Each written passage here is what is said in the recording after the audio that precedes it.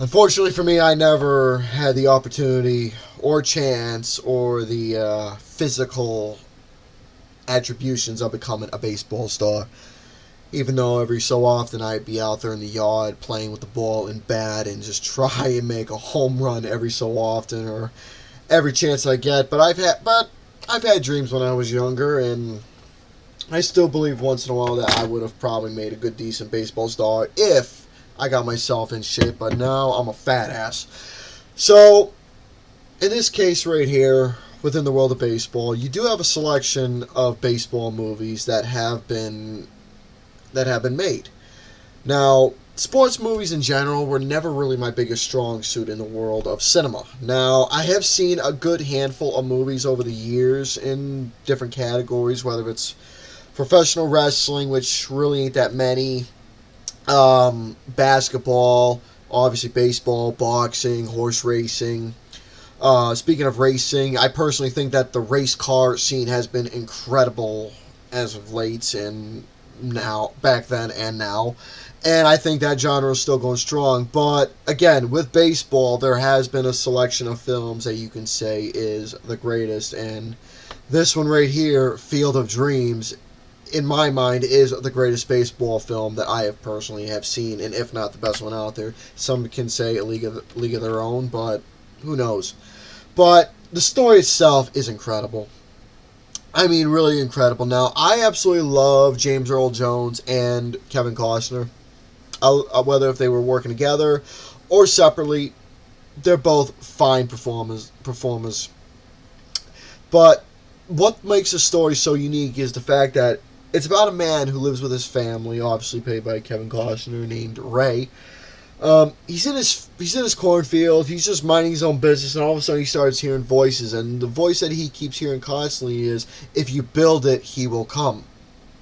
He keeps hearing this voice over and over and over again, and all of a sudden he tries to understand what the hell does this even mean, until all of a sudden it just hits him that he was destined to build a baseball stadium by his house. Not much of a big stadium, but a little field.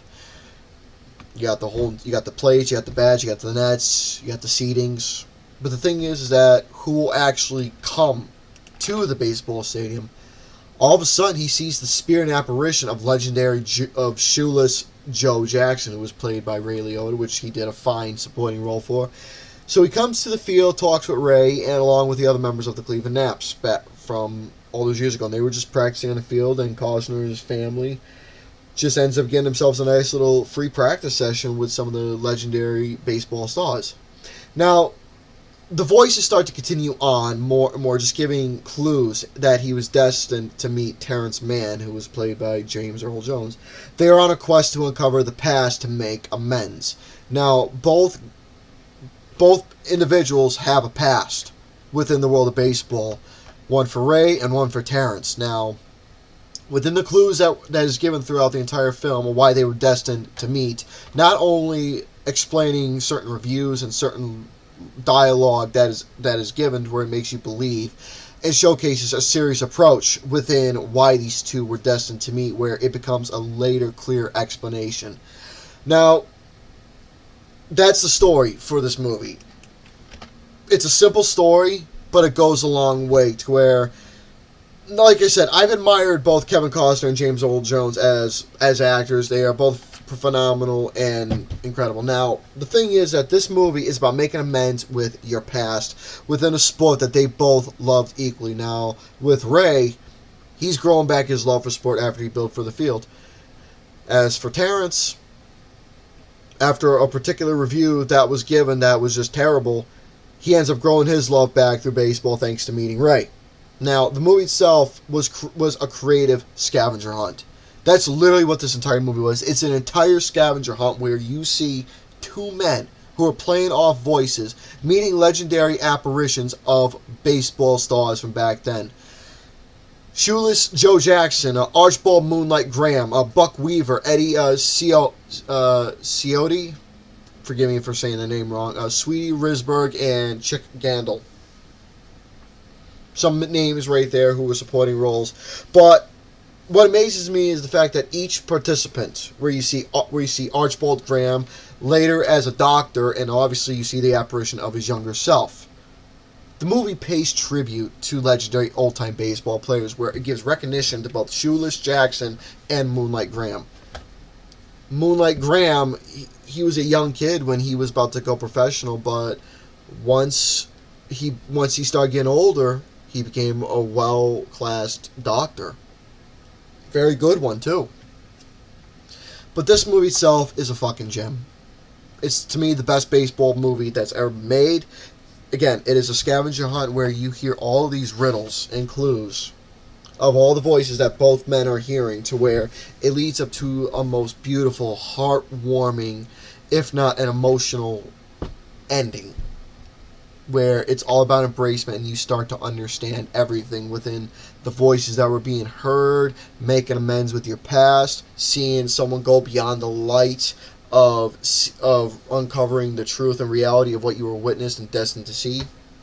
It's a journey and an education of old-time baseball from back then. You growing a connection to the sport. For those like me who do enjoy watching baseball every so often, I am a Yankees fan, I'm sorry.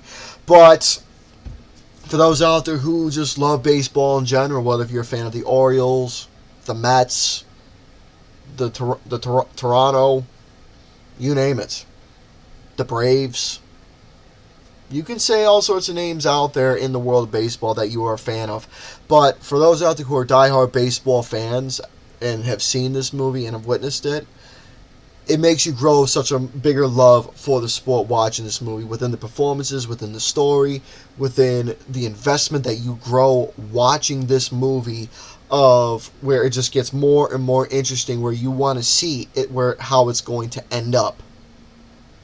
It's fantastic. Absolutely fantastic. And the movie itself, I gave it the perfect score. It rightfully deserves it, because the movie itself is a fucking quest on its own. And seeing Kevin Costner and James Earl Jones, God bless his soul, it was just a wonderful, wonderful performance, a wonderful movie, a tribute to old school baseball, a nice dedication to the baseball players from back then, of some of the names that I have mentioned as a big example, to the whole sport in general, giving a particular quest where you got suspense, you got investment, you got the story itself where it's heartfelt, emotional, very light and everything, and delicate. Field of Dreams is an excellent movie, and I believe you can, and it's still there, you can actually go visit the Field of Dreams baseball field and probably watch a couple games. I believe there has been some games that was showcased where a lot of players were wearing the old school uniforms. I can't remember exactly what the teams that were playing at the field, but I know it has happened.